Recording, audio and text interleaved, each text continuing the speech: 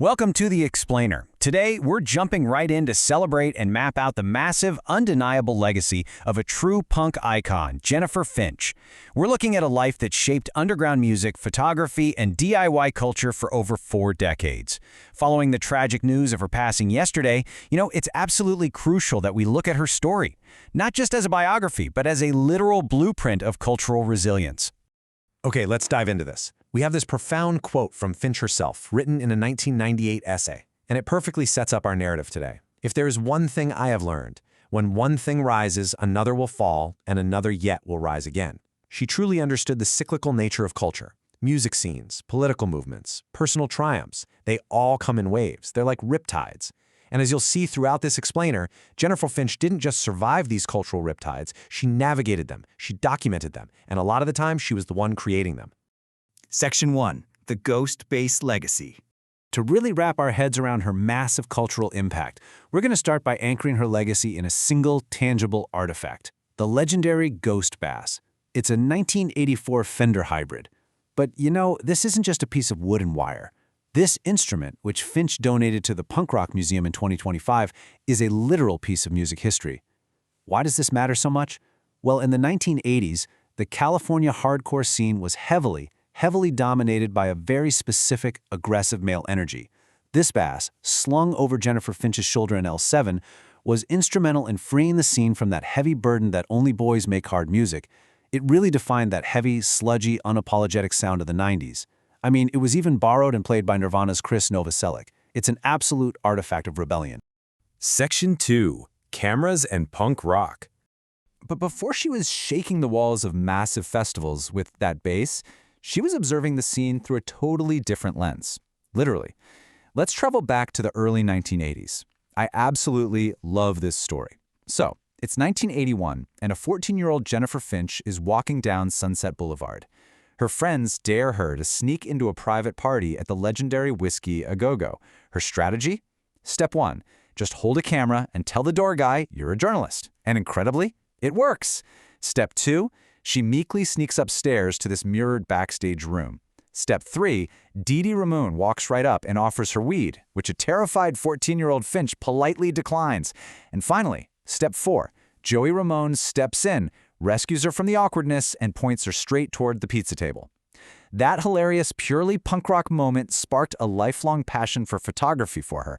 She realized right then that a camera was basically a passport into the underground.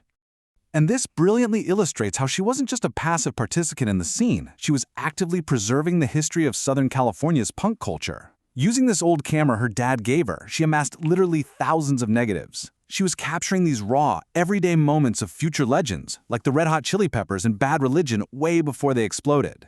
Decades later, in 2007, this incredible archive was actually exhibited at the Rock and Roll Hall of Fame. Section 3. The L7 Explosion. By the late 80s, Finch put down the camera just long enough to pick the bass back up. Notice the stark contrast here.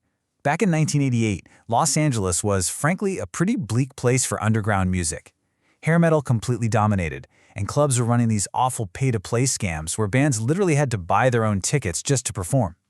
But then, Finch received a care package from her old bandmate, Courtney Love, who was living up in the Pacific Northwest at the time. Inside were these early, gritty records from bands like Nirvana and Mudhoney. Finch and L7 realized a massive cultural shift was brewing up in Seattle, a true alternative movement. It all kind of culminated on New Year's Eve going into 1990. Finch and Eric Erlandson from the band Hole stayed up all night in the Hollywood Hills, just watching the sunrise and dreaming about this new underground music taking over the commercial ranks. Then they headed down to a Mexican restaurant on Sunset Boulevard, only to look over and see Slash and Axl Rose of Guns N' Roses quietly eating tortillas in the very next booth. It's just such a beautifully humanizing, funny anecdote, right? It perfectly captures the exact moment the cultural tide began to turn. The big 80s rock gods were sitting right next to the architects of the 90s alternative explosion. Now, what's really interesting about this slide is the sheer scale of the work it took to cement that explosion. Notice that huge number, over 900. That is the estimated number of grueling, relentless shows L7 played between 1992 and 1993 alone. They didn't just stumble into success with their hit album Bricks Are Heavy. No way. They hammered their sound into the global consciousness night after sweat-drenched night. playing huge festivals and completely defining the era. Section 4. Industry Riptides and Reinvention. But remember that quote from the beginning, when one thing rises, another will fall.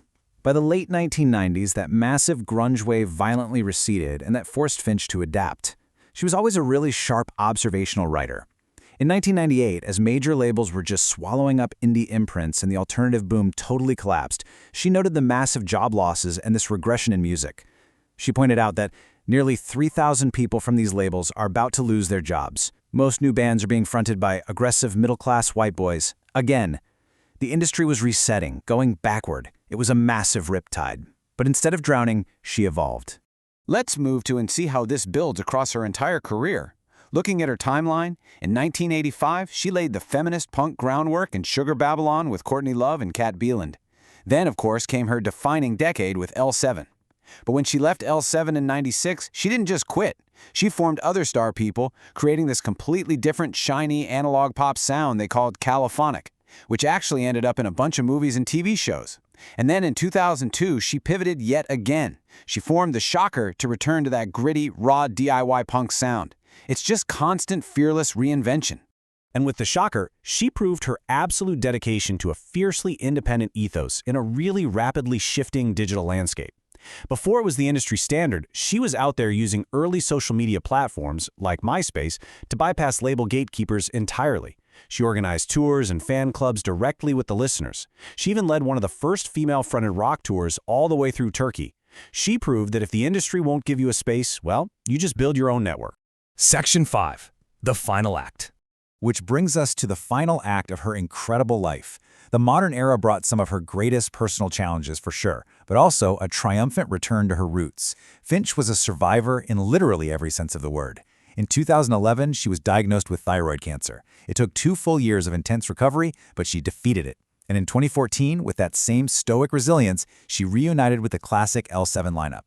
And they didn't just do a lazy nostalgia lap. They hit massive festival stages globally and released a critically acclaimed album, Scatter the Rats, in 2019. She was exactly back where she belonged. Tragically, the final timeline moves incredibly fast. Just this past May 2026, L7 announced the last hurrah farewell tour. But on July 13th, the band announced Finch had been diagnosed with aggressive brain cancer. Her impact was so deeply felt that a GoFundMe set up for her care raised nearly $400,000 almost instantly from fans and peers.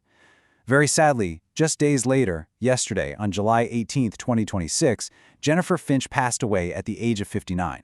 So the crucial point is grasping the absolute scope of what she left behind. Her legacy isn't just a few great bass lines. Back in 1991, she co-founded Rock for Choice, organizing massive concert series to support reproductive rights. Her presence and attitude heavily influenced the entire Riot Grrrl movement. She leaves behind an invaluable photographic archive of a vital cultural era, and above all, an unyielding DIY punk spirit that absolutely refused to ever play it safe. I want to leave you with this thought as we wrap up today's explainer. How can we continue to channel her fearless, truth-telling DIY spirit right now, today? In an age that is so incredibly polished and algorithm-driven, we need that loud, rebellious, independent energy more than ever. Jennifer Finch showed us that when the riptide pulls you out, you don't fight the ocean, you build a better boat. Thank you so much for joining me to explore her remarkable life. Keep exploring, keep learning, and I'll see you in the next one.